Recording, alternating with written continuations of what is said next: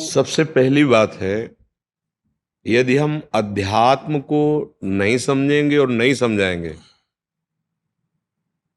तो कहीं भी चढ़ जाओ, किसी भी पद पे पहुंच जाओ, किसी भी उन्नति पे हो, आखिरी शब्द है उसका पतन। ये शब्द याद कर लो। जिसके जीवन में अध्यात्म का प्रवेश नहीं, हम कोई पक्षपात की बात नहीं करें, अध्यात्म का तात्पर्य है भागवतिक मार्ग, धर्म मार्ग, कर्तव्य का बोध होना। अगर हमको ये ज्ञान नहीं है तो मात पिता बालक ही बुलावें, उदर भरे सोई जतन सिखावें। चाहे इंजीनियर बनाने की बात कहो, चाहे आप डॉक्टर बनाने की बात कहो, उसका मुख्य मुख्य लक्ष्य क्या है? उदर भरे सोई। जब तक माता पिता स्वयं धर्म से नहीं चलेंगे, संयम से नहीं चलेंगे और अपने बच्चों को बैठाल करके, हम तो एक बार पदाधिकारी शिक्षा अधिकार में माध्यमिक शिक्षा मंत्री। हाँ, तो उनसे उनसे यही प्रार्थना की थी कि हमें असंतुष्टता है, हमारा कोई बात मान ले तो है नहीं, हमारा कोई जोर दबाव तो है नहीं। बाबा जी हैं, भगवान के मार्ग की प्रतीक है, पर हम चाहते हैं कि लौकिक उन्नति का आधार है अध्यात्म। अगर ब्रह्मचर्य की शिक्षा नहीं दी गई, माता पिता को स्वयं संयम का ज्ञान नहीं, धर्म का ज्ञान नहीं, तो लौकिक उन्नति के लिए जो उत्साह चाहिए वो कहां से लाओगे? वो उत्साह तो अध्यात्म से प्राप्त होता है। भारी से भारी युद्ध में भी उत्साह पूर्वक प्राणों का बलिदान करते हुए पीछे नहीं हटे, तो धर्म का ज्ञान है, देश प्रेम है, भक्ति है।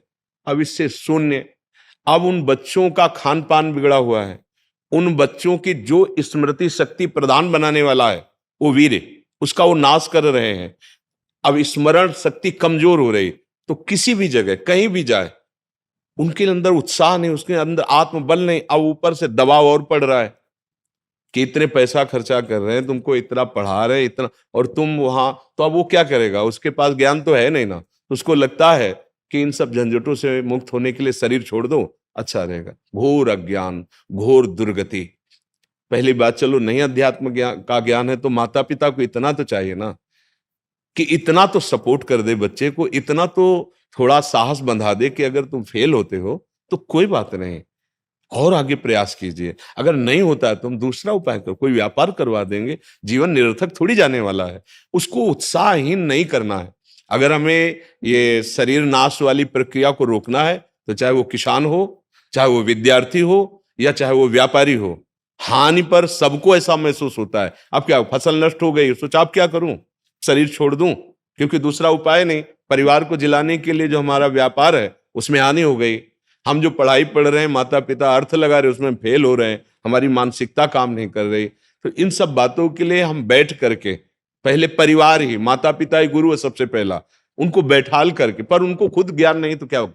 जैसे उनको कहा कि अध्यापक को चाहिए कि कुछ मिनट ही सही आप हमारे धर्म की बात बताइए, आप ब्रह्मचर्य की बात बताइए, आप जीवन कैसे उत्साह संपन्न हो, कैसे स्वस्थ हो, आपकी मानसिकता कैसे उन्नति को प्राप्त हो, इसको बताने की चेष्टा। तो उनका वो बताएं तब ना, जब उनको ज्ञान हो। तो चुप हो गए। अब माता पिता बच्चों के सामने नशा करना, ऐसे अभद्र व्यवहार जो उनके संस्कार बिगाड़ रहे हैं, फिर क्या होगा? फिर क्या होगा? तो हमारी तो यही प्रार्थना है कि आज तक किसी की भी बुद्धि प्रवीण हुई है तो आराधना से ही हुई है। चाहे वो सरस्वती की आराधना करो, श्री कृष्णचंद्र की आराधना करो, चाहे जिसी, या देवी सर्वभूतेषु बुद्धि रूपेण संस्थिता। और पढ़ाई लिखाई बुद्धि तो इससे होती है। अब ना तो संध्या है, ना गायत्री है, ना उपासना है। छोटे छोटे बच्चे व्यभिचार में प्रवृत्त हो रहे हैं, व्यसन में प्रवृत्त हो रहे हैं। भैया ये पतन का, नाश का कारण है। बिल्कुल बिल्कुल। इसीलिए हम कभी कभी चिंतित हो जाते हैं। ये जो गर्लफ्रेंड बॉयफ्रेंड और क्या लिव इन रिलेशन ये जो चले ना, ये हमारे धर्म का नाश, हमारे देश का नाश, हमारे नवयुवकों का नाश। आप गृहस्थ हैं, आप जानते हैं वीर क्षय होने के बाद शरीर की स्थिति क्या होती है। अभी वो नए बच्चे, कई बार बताया है कि जैसे गेहूं का खेत गलेथ में हो, गलेथ कहते हैं, अभी बालिन निकलने को है और आप काट लीजिए, एक भी दाना नहीं मिलेगा आपको अन्न का, और वही रुक जाइए 1 महीने, और वो बाली निकल के परिपक्व दाना हो जाए तो 50 मन 1 बीघे में निकलेगा। हमारे जो पूर्व शास्त्रों में ऋषि महान जो ब्रह्म को प्राप्त महान पुरुष हैं, उन्होंने नियम मर्यादा रखी है, कम से कम 25 वर्ष ब्रह्मचर्य।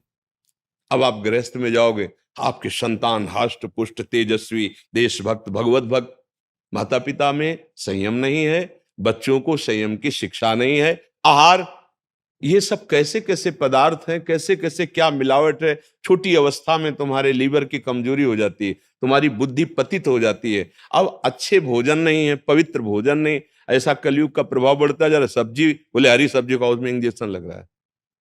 आप दूध पियो, उसमें मिलावट हो रही है। आप घी खाओ, उसमें गंदे पदार्थ जो नहीं खाने चाहिए वो मिलावट हो रही है। तो बहुत मतलब समस्या ऐसी बढ़ती जा रही है जिसका हल केवल भगवान ही है, दूसरा कोई हल नहीं समझ में आ रहा।